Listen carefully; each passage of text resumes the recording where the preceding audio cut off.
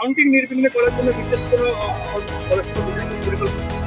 Counting নির্বিঘ্নে করার জন্য আমাদের আলাদা করে, যেমন আমাদের স্ট্রং রুমের জন্য আলাদা করে ফোর্স দেওয়া হয়েছে, ঠিক তেমনিভাবে পোস্টপোল ভায়োলেন্স যাতে না হয় তার জন্য আমাদের এখানে টোটাল 18 কোম্পানি ফোর্স এসছে। সেই 18 কোম্পানি ফোর্সকে দিয়ে আমরা প্রত্যেকটা থানাতে সিপিএম করানো, সেগুলোকে কিউআরটিতে আলাদা করে গাড়ি করে ঘোরানো, এবং প্রত্যেকটা জায়গা যেখানে যেখানে আগে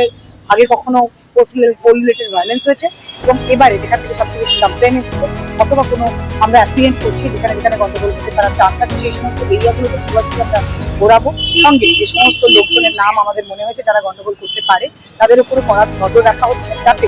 আমাদের 4 তারিখে যখনই রেজাল্ট বেরোনো শুরু করবে সেই রেজাল্ট যেরকমই হোক না কেন কোনো পার্টি যাতে কারোর উপরে হামলা করতে না পারে, প্রত্যেকটা নাগরিক যেন সুস্থভাবে তারপরেও তাদের মতো করে স্বাভাবিক জীবন যাপন করতে পারে, কারোর যেন কোনো ক্ষতি না হয় সেদিকে আমরা কড়া দৃষ্টি রাখবো এবং তার জন্য আমরা সমস্ত রকম